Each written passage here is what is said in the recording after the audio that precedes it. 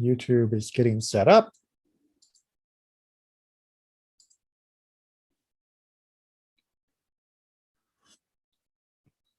Take a little sip of tea. And as soon as it tells me it's ready, YouTube is getting set up. There we go. All right. Good evening to everyone in our Mishnah study. I want to thank everybody for understanding that we needed to not have our Mishnah class last week because of Shiva in the house. But it is good to be back and studying together again. And we are going to pick up in chapter 2.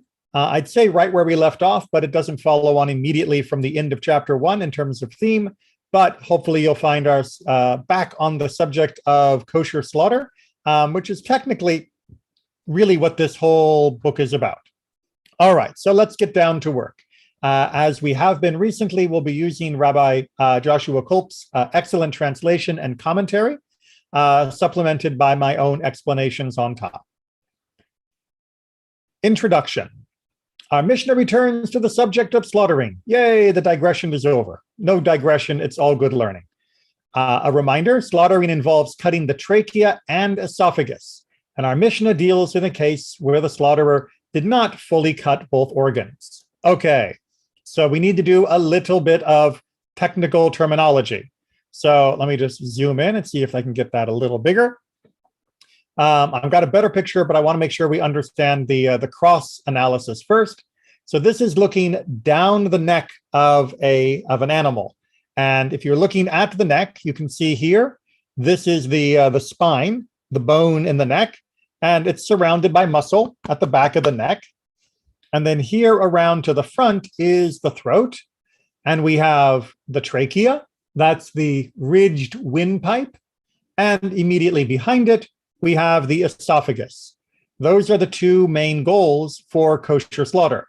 The cut has to be through the trachea and through the esophagus in order for the kosher slaughter to be kosher, for that to be an acceptable slaughter. Now, you'll notice that will also take it through the jugular vein and carotid artery, which run down the side of the throat. Now, I'm going to give you zoom in.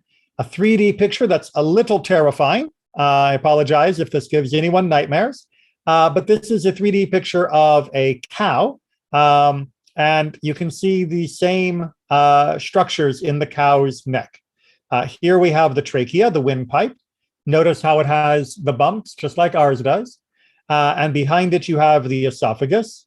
And then we have the carotid and jugular, the carotid artery and jugular vein that are going along the same length of neck. Okay, and then spinal column, muscle all around.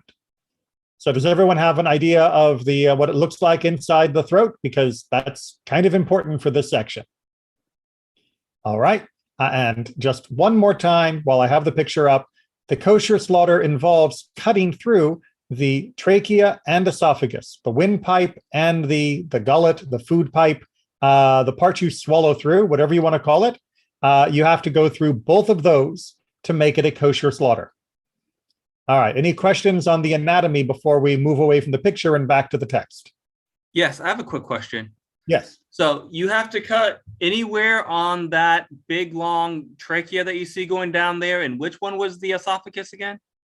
The esophagus is the one right behind it that's running parallel. The kind of orange, dark orange? Yeah, let's say that. I'm terrible at colors, but if you say it looks dark orange, then that's fine. I'm guessing that this is a red for the carotid, and that this is like a bluish for the jugular. So if that's orangey, then sure. And then the trachea is the very light colored one with the rings going down. So it's not exactly anywhere along. You do have a range, which is what we talked about in chapter 1. But for most of what we would consider the neck, meaning this area here, it's pretty much fair game. How do they distinguish the range?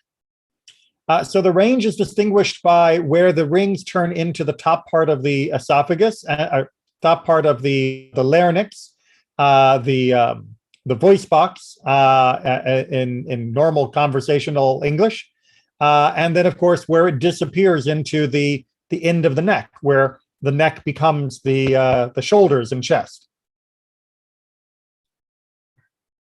This particular picture doesn't seem to outline that very well, or if it does, then I'm afraid that my cow anatomy observation skills are not good enough to notice it.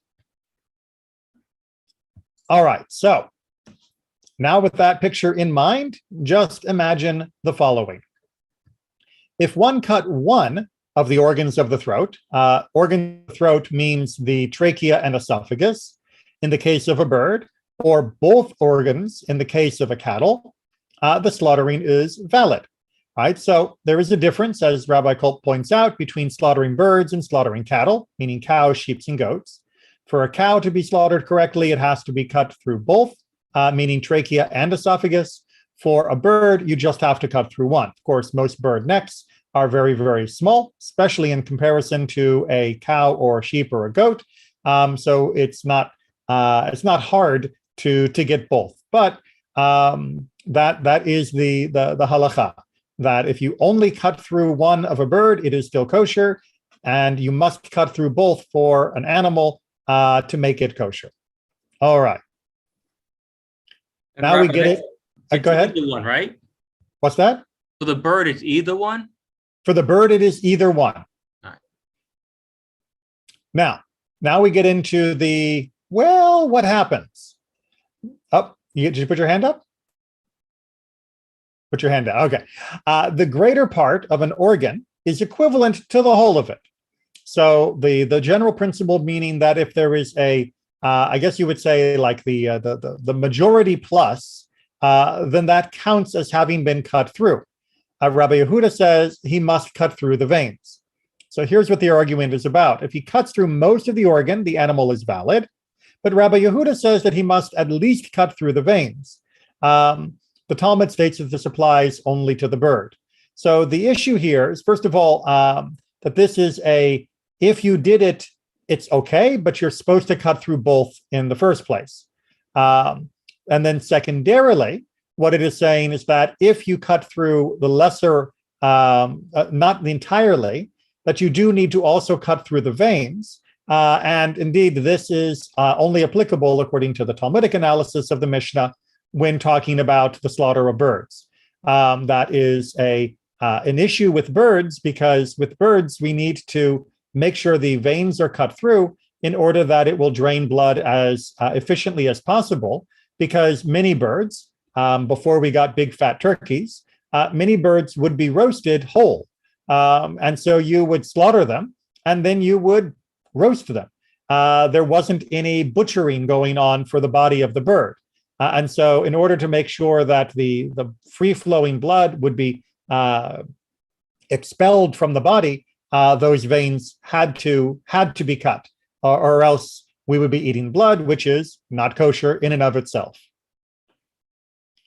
And then another, what if one cut half of one organ in the case of a bird, or 1.5 organs in the case of cattle, the slaughtering is invalid, meaning cutting through half of an organ is not sufficient. Therefore, if one cuts through half of one organ of a bird or 1.5 for an animal, then that is not considered a kosher slaughter.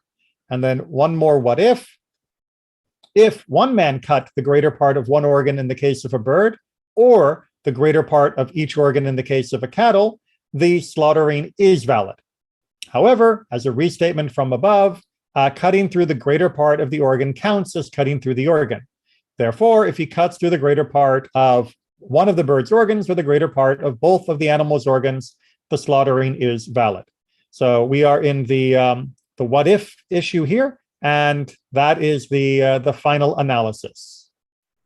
Fairly straightforward. Obviously, it would be a lot easier if we had an animal to look at together, but we're talking about cutting through or across rather the circumference, diameter, what would be the right word? Cutting across the circumference, cutting across the circumference, and whether or not it gets fully cleared or not. That's the issue that we're dealing with here. And the ideal is, of course, to go through both 100%, but then we get into the issues of what happens if you get less than a majority or more than a majority. And with regards to birds, more than a majority of one is enough. With regards to the animal, it has to be one and more than a majority of number two. All right, 2-2. If one slaughtered two animals simultaneously, the slaughtering is valid. Now, like always, the Mishnah is taking a shorthand in its explanation here. It doesn't mean that you can slaughter them however you feel like. It means that if you do the slaughter in a way that would be valid on both of them, meaning both of them were cut in the neck in the proper way, proper place, proper style, proper implement, all those other things are being proper, everything else is perfect. If you do two at the same time, it is a kosher slaughter. You do not have to only slaughter one at a time. You can technically slaughter more than one at a time. I don't recommend this. Certainly with anything bigger than a bird, this would be extremely difficult. But it is technically possible. And if done, it is technically valid as long as everything else about the slaughter for both of them was valid. Even including if two persons held the knife and slaughtered, even if one cut higher up and the other cut lower down in the neck, the slaughtering is valid. So even if you have two people holding onto the knife, one on one end, one on the other, one holding it in one place, one holding it in the other, and they make the stroke together, as long as the stroke is a correct stroke and everything else is correct, then that is kosher slaughter. Now, in both of these cases, of course, there are more things that could go wrong and more problems that could arise. So don't think this would be a normal practice, and don't think this is a good idea of being more efficient. You're just increasing the risk. But as always, the Mishnah is not here to tell us the best way to do it, but to also tell us what counts as being okay or not okay in the less than best way of doing something. As we are human, we do often live in that world that is less than best, and it is important to know what is still valid and what is not in that realm of our regular life. Questions or comments on Chapter 2, Mishnah 2? All right, then we move on to Chapter 2, Mishnah 3. If he chopped off the head with one stroke, the slaughtering is invalid. Right? Slaughtering must be done with a to and fro motion, right, with the pull of the knife, and not by chopping. This is why we don't chop an animal's head off with an axe, like is common in many other cultures and styles of slaughtering. This is why we can't have a guillotine to just cut off an animal's head all at once, even if we had the animal upside down so that it went through the trachea and esophagus first. To cut with a single push is called dirasa, and dirasa is not a valid form of slaughter. There has to be a slice, not a press. Does everyone have the basic idea here? Okay. Now we get into a what if. He was slaughtering and he cut through the neck with one stroke. If the knife was as long as the neck, the slaughtering is valid. All right. So actually, let me finish this and then I'll come back to my explanation. When is this so? When the slaughterer moved the knife forward and not backward, or backward and not forward. But if he moved the knife to and fro, however small it was, even if it was a scalpel, the slaughtering is valid. All right. So we're talking about how to slaughter the animal and pull the knife across the neck. So if you do it with one stroke and it cuts all the way through the neck and getting everything that needs to be cut, there is a concern that maybe you weren't pulling the knife, but maybe you were pressing the knife. That rather than slicing, you were cleaving through the neck. And how do we make sure that didn't happen? Well, we first of all train the slaughterer very carefully, but we also look at the knife. If the distance the knife traveled is I really should have had I don't think I have anything I can use. I need like a ruler or a yardstick. Hold on a second. I do happen to have my calipers. Yay, well, they disappear. There we are, calipers, right? So you measure the neck of the animal and you measure the amount of knife that has gone through the neck and then come out the other side, right? So I'm pulling the knife, and so how much knife has gone through? More than the thickness of the neck. Then that means that a blade, the edge of the blade did get pulled across the fullness of the neck. So we can reliably assume that the neck was sliced rather than pressed. And if you have, of course, a very small knife, then that means that the only way, like let's say, for example, the neck was that big, but my knife was only this big. If I go from here to here and my knife is only that wide, there's no way I could have cut all the way through the neck, all the way deep without pressing, because there's just not enough knife to make that happen. But if I have a small knife and I go this way and that way and this way and that way and this way and that way and work my way through, then that can be correct, which is what it's talking about with the scalpel at the end. Right, and as it's pointing out, so too, if he slaughters two animals at the same time and he presses, then it has to be a question of how thick it is, because you need to make sure you have cleared enough. And then let's get down to the final sections of this, which is about dropping. If a knife fell down and slaughtered an animal, right? Meaning, and I'm not entirely sure on the version of what this would look like. It's most likely when handling a bird, because this would be very hard to do with a mammal. But you have a bird and you're getting ready to slice the neck, and you drop the knife. And when you drop it, it slices through the neck, right? So, hey, job done, right? Even though it slaughtered it in the proper way, meaning cut through the proper organs, excuse me, the slaughtering is invalid. For it is said, and you shall slaughter and eat, in the Torah. That is to say, which you slaughter, you may eat. We are not allowed to use an automatic slaughtering process or an accidental slaughtering process. This is in our hands. It can't just happen on its own, even if the result is the fine. Now, before we get into a timing question at the bottom, or rather the next portion of this Mishnah, let me just give you a little bit of a reality check. This is one of the reasons why in the modern world, there have been many suggestions of alternative methods of slaughtering an animal. And one of them has been having an automatic slaughtering process, a knife, a guillotine, some sort of apparatus that will automatically move the animal into perfect position and execute a perfect cut, which will lead to the most perfect slaughter that's available. And Judaism says, that's very interesting. No, thank you, because this is our responsibility.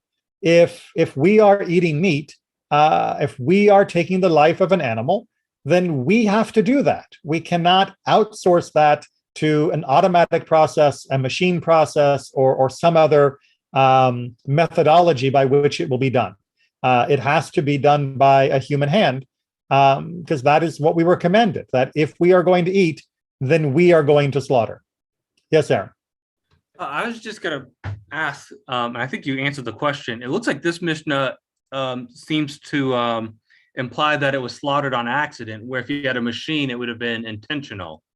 But they want you to actually slaughter it yourself because of what you just said?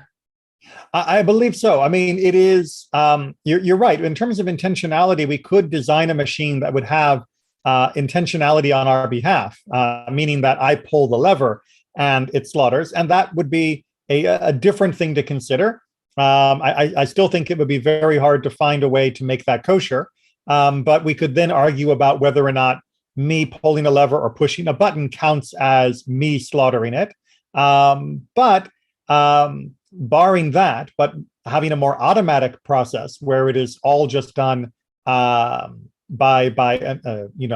the laser scans the animal and the robot hand grabs it and it just keeps going and 24/7 this process works, that definitely would go against what the Torah is telling us, which is we do need to be involved in that slaughter. All right. Now, there's another thing that can happen if your knife drops, and that is that you now have lost time. And that is an issue. Shehiyah, the process of delay, is a real issue in kashrut. And so let's find out. If, while slaughtering, the knife fell and he picked it up, if his clothes fell and he picked them up, if he sharpened the knife, or if he got tired and his friend came and continued slaughtering, if he delayed the time that it takes to slaughter, it is invalid. Rabbi Shimon says if he delayed the time it takes to examine the slaughtering, then it would be invalid. So you have your knife, you get ready to cut, maybe you even have begun to cut, you slip, you reach down, you pick up the knife, you finish it off. As long as the amount of time that you delayed is less than the amount of time that would normally be needed to do a proper slaughter, then it's okay, you can continue and the slaughtering is considered kosher. On the other hand, if you delay too long, you're waiting for your friend to come over and take over after you, you sharpen the knife, but that takes minutes and minutes and minutes, then your next cut is considered to be a cut of an animal that is already dying from your initial incision. And as such, it is not considered a continuation of the slaughter. It is a new butchering and not permitted. So there can be an interruption. It doesn't have to be perfect. Again, it should be, and there shouldn't be an interruption. You should have sharpened your knife. You should have checked your belt. You should have made sure your grip was tight, and you shouldn't have begun if you were tired. But if any of those things did happen, as long as the delay was less than the normal amount it would take to do the slaughtering in the first place, then you can continue once you have fixed the problem, and the slaughter will still be considered kosher. If you delay more than that, however, it does not. Now, Rabbi Shimon's opinion is that it should be a longer period of time. However, he does not win that argument. All right, let's move on to 2.4. And 2.4 is going to be continuing with this question about slaughtering the animal in a way that allows it to be used or not used. And the introduction here is very important. Hopefully it's a reminder, but if not, pay attention. In our Mishnah, Rabbi Akiva and Rabbi Yeshavav argue about whether an animal that has been improperly slaughtered, meaning something's gone wrong, and so now the animal is going to be off limits, but whether that animal is now nevela or treifa. Now, a reminder that nevela is an animal, as the Torah describes it, that was killed by an improper method, right? It's now a corpse, if you will. It's the body of an animal. It is not food. Whereas treifa, technically, again, not the casual usage of modern English or modern Jewish English, treifa technically means that the animal is in the process of dying, usually from a fatal wound, like, for example, it's been attacked by a wolf or a lion, and you slaughter it, but it was already dying from that wound, or you may later learn from certain internal ailments. Then that would be considered treif. Now, in both cases, you can't eat it, right? If it's nevela, you can't eat it. If it's treifa, you can't eat it. So why are we arguing about this? Well, one, because there is a difference. And two, there is a practical difference with regards to ritual purity. Nevela, the corpse version, causes ritual impurity, but the treifa type of body does not cause ritual impurity. Now, that doesn't come up a lot. It did maybe in the ancient world with regards to slaughtering an animal for a sacrifice, or if you were a Kohen and you were needed to be eating food while ritually pure, then knowing whether you came into contact with the nevela or not because of a mistake in a slaughter would be very important. For most of us today, it's not a concern with regards to ritual purity, but it is still something that we should understand. And I think there's a very interesting lesson from this argument as well. If one first sliced the esophagus and then cut away the windpipe, or first cut away the windpipe and then slice the esophagus, or if he sliced one of these organs and paused until the animal died, or if he thrust the knife underneath the second organ and cut it, in all these cases, Rabbi Yeshavav says the animal is nevela, and Rabbi Akiva says it is treifa. All right, so all of those are mistakes. Now, it's not readily apparent because of the English, and honestly not readily apparent in the Hebrew either, because the technical terms are being used, but it's talking about two different types of cutting. The first and valid version, this translator is referring to as slicing, and that is for the verb shachat, the slicing of the esophagus, and the cutting away is his attempt to translate the Hebrew word pasak, which means cutting. Indeed, it's the same root word for the word pasuk, meaning a verse in the text. It's a cutting of the text. However, that cutting is an inappropriate cutting. The shachat is correct. The pasak is wrong when it comes to the slaughter. So if you slice one correctly and then you hack the other one, or if you hack one and then slice the other one, those are now invalid slaughters. And likewise, if you sliced one of them in the correct way, but then you pause and the animal dies, or if you thrust the knife under it, halada, and you're basically like burrowing behind it and ripping out the pipe, all pretty nasty, then that's also an improper slaughter. The argument is, of course, that Rabbi Yeshavav says that in all of these cases, meaning any mistake in how you do the slaughter, renders the body of the animal now nevela. Rabbi Akiva says that it's treifa. Reminder, they both agree you can't eat it, but Rabbi Yeshavav says that as a nevela, as a corpse, this now means you be ritually impure for being in contact with it. And Rabbi Akiva argues that this is like dying from treifa, from a wound, and therefore it is not subject to ritual impurity, or it doesn't cause ritual impurity. However, we get a little back and forth. Rabbi Yeshavav stated this general rule in the name of Rabbi Joshua. Whenever an animal is rendered invalid by a fault in the slaughtering, it is nevela. Whenever an animal has been duly slaughtered but is rendered invalid by some other defect, it is treifa. And Rabbi Akiva ultimately agreed with him, right? So we see here Rabbi Akiva recognizing that Rabbi Yeshavav has a more compelling argument and a stronger tradition for why it should be counted as nevela, and he changes his opinion. He changes his mind. I know that sounds strange in the modern world. So many people are dead set on never being found wrong. They will go to their grave knowing they're wrong, but refusing to admit it. That is not the Jewish way. If you recognize that someone has a better argument or better source for their position, it is perfectly fine.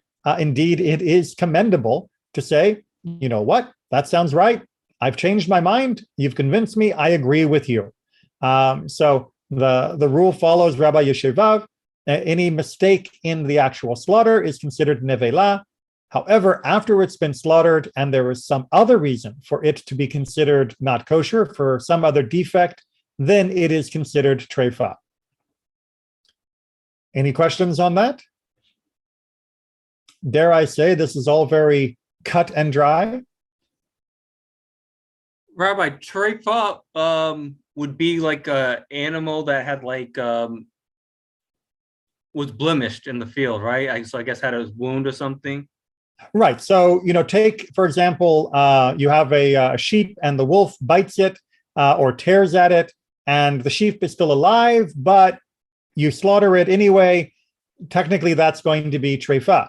Now, the more common form of treifa in the modern term is, in the modern world, when we don't have wolves in our sheep all that often, is that once you have slaughtered it and begun butchering it, you'll notice that there are problems with the internal organs, that it was suffering from a fatal condition, even though you didn't know it until you opened it up. And that defect inside is the more common form for why something might be rendered treif after a kosher slaughter of a kosher animal. But we'll cover that later. But does that make sense? Yeah. Yes, that makes sense.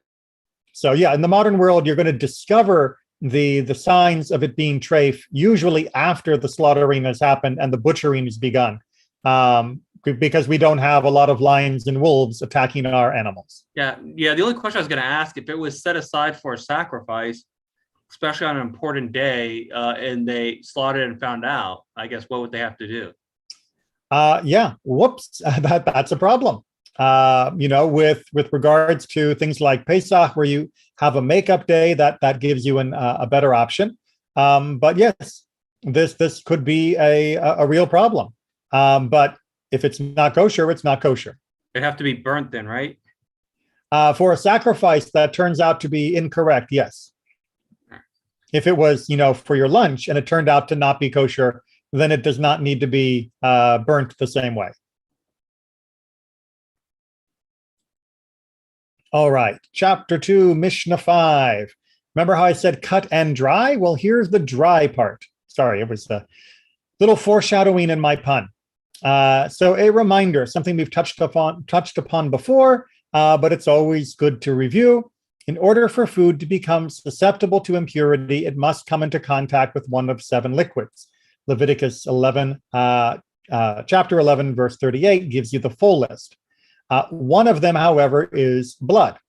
Now, just a reminder, or for the first time, if you haven't studied with me before, the reason why this liquid rule is in place is because, well, quite frankly, we would not be able to know whether or not something was impure if it was just growing in the field, because we would never see what was touching it. For all we know, something ritually impure has been running through the wheat and rendering every stalk impure. But don't worry, says the Torah, that doesn't happen, because until something is liquefied, that is to say, comes into contact with one of the 7 liquids, it cannot become susceptible. So let's say you've picked your apple, it is still not susceptible to ritual impurity. Let's say you've carried your apple home, still not susceptible to ritual impurity. Let's say you wash the apple, boom, now it is susceptible to ritual impurity. And as I mentioned, and for the purpose of our Mishnah, the most important part, blood is going to play a big role here. Obviously, when slaughtering, normally you're going to see a lot of blood. I mean, I'm sorry, it's not for the squeamish. And since blood does create the possibility of ritual impurity being contracted by the food, then normally when you slaughter an animal, boom, it automatically becomes susceptible to ritual impurity. So that is just inevitable. However, let's find a what if. If one slaughtered cattle or a wild beast or a bird and no blood came out, they are valid and may be eaten by him whose hands have not been washed, meaning if you have ritually impure hands, for they have not been rendered susceptible to impurity by blood. Everything else still needs to be done. This doesn't mean you get to just grab it and chew it when it's freshly killed.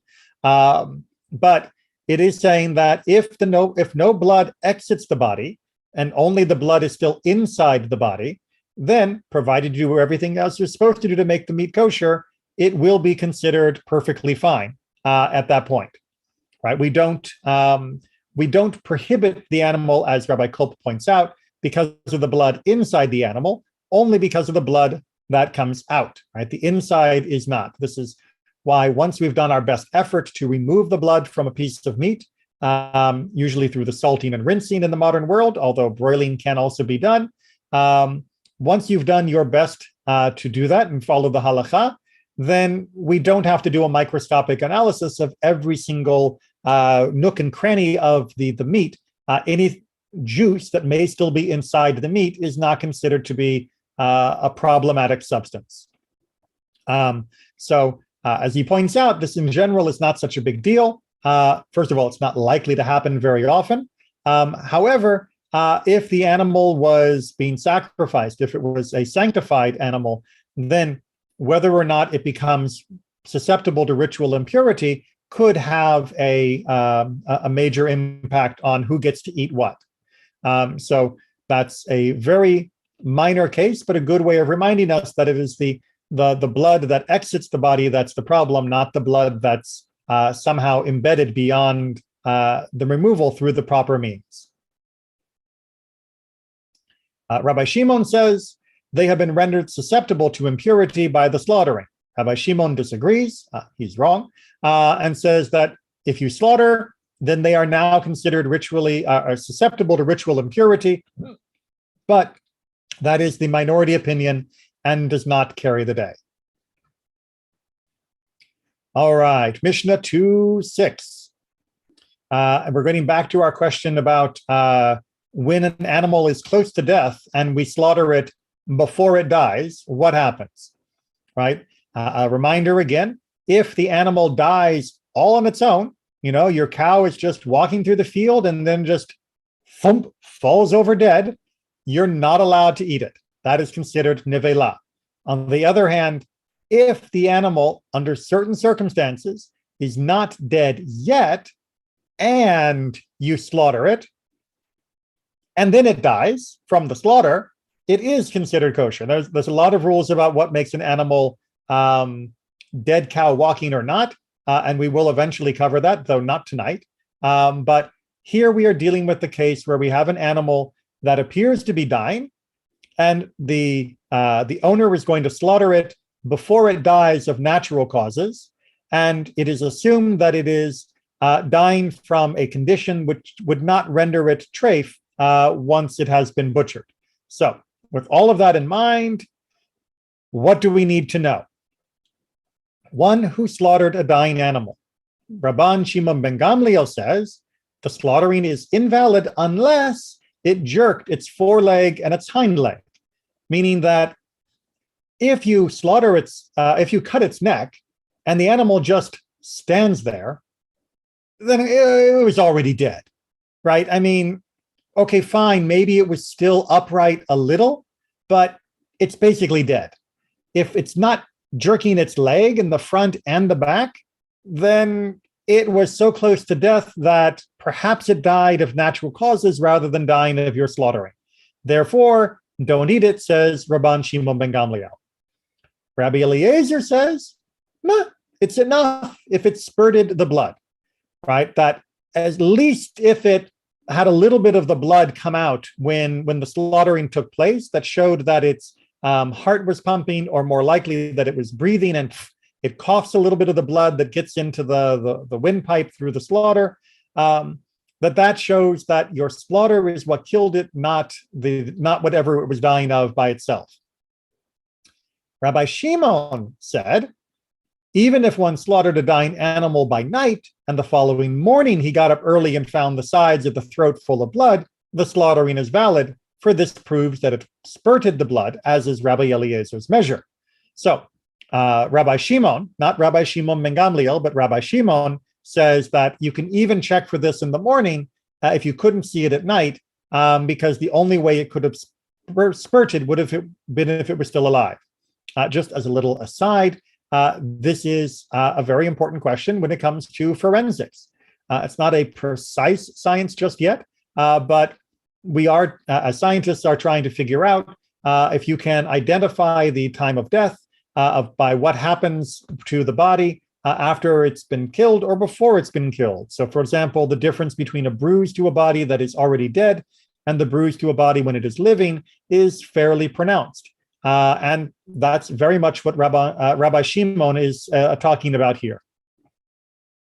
The sages say the slaughtering is invalid unless it jerked either its foreleg or its hind leg or moved its tail to and fro, meaning that the sages, the Chachamim, basically settle on a minimal standard that as long as there is some bodily motion whether it be one leg in the front, one leg in the back, or even just its tail twitching from the act of slaughter, showing that it is responding to the slaughter, then we can say that your slaughter is what killed the animal, that it was the actual act of shchita that led to the death and not whatever natural causes were taking it.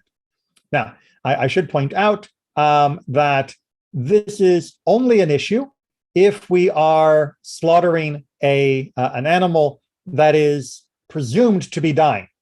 If we were slaughtering an animal that was perfectly healthy and there was no reason to suspect that it would be dying, it does not need to jerk a leg or twitch a tail. So in the standard form of slaughter, if the animal is sliced and falls dead instantly with no other sign of having felt it, we are not concerned. We consider that to be a successful slaughter and everything is fine. But if the animal is already on the edge of life, then we have to get this additional sign that it was the slaughter that pushed him over the edge and not whatever was already pushing him that direction. Yes, Aaron. Hey, Rabbi, this might be a little off topic, but you remember a couple of years ago when we talked about the cows that were in the womb when the mother was slaughtered, they were deemed already dead? Yes. Didn't Rambam say it was all right to slaughter one of those on like Shabbat or something? Because they're already deemed dead, but still you could slaughter them to eat them? So there is, I don't know about his actual halacha, but there is a tale told, an apocryphal tale told of an Ashkenazic rabbi that came to visit Rambam because he was alarmed by the rumors he heard because of Moreh Nevuchim, the guide for the perplexed, that made it sound like maybe Rambam was a heretic, that he had turned his back on Torah. And in the story, Rambam goes through a number of different food issues in a way to make this rabbi very uncomfortable. Having different people serve the wine that made the rabbi think that they were not Jewish, having a vegetable that looked like a human hand being served, and clubbing to death a baby cow. But of course, the rabbi didn't know that it had been born, or not born, but had been taken out of its mother's womb after the mother had been slaughtered.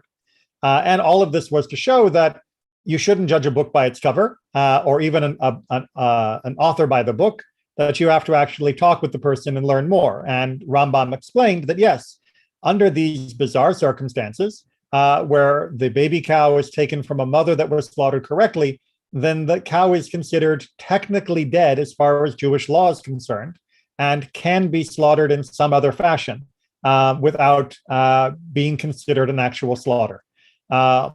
Whether or not that would be commonplace or done outside of what's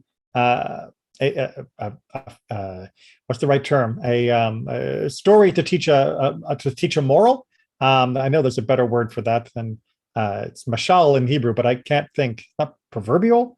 Anyway, the English will come to me sometime. Outside of this type of lesson teaching story, that's really clumsy. I don't know how often it would have occurred. But would that cow be kosher if it was slaughtered, even though it was, I guess, theoretically dead, even though it's still walking?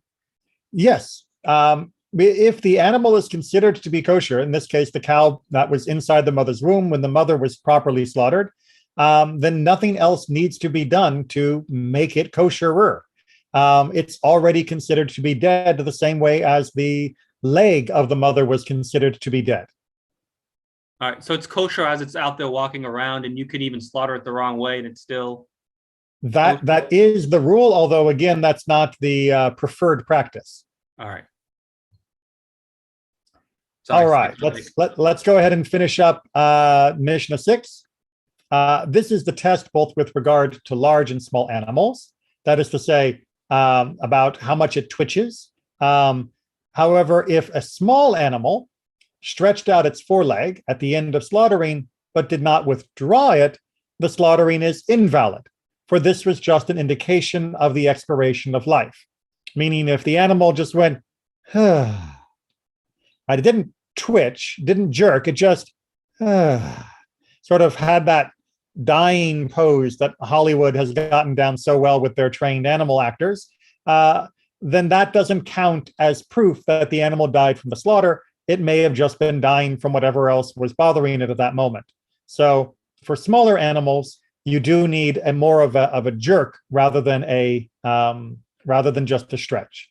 And as I mentioned before, a little bit of a preview, when did these rules apply? 2 cases of an animal which was believed to be dying. But if it was believed to be sound, even though it did not show any of these signs, the slaughtering is valid. All of these signs are necessary only if the animal was known to be dying, right? As I discussed before. Okay. Questions or comments? Okay, so Mishnah 7 of chapter 2 and the next Mishnah as well is going to be dealing with questions of intentionality. And as such, I think I want to treat them as a pair. So why don't we go ahead and pause there for tonight, and we will resume with 2.7 come next Wednesday. Thank you all for joining me to study this evening. I hope you all have a wonderful evening and a great new year if I don't see you before January 1. Same. Thank you. You too. Thank you. Thanks for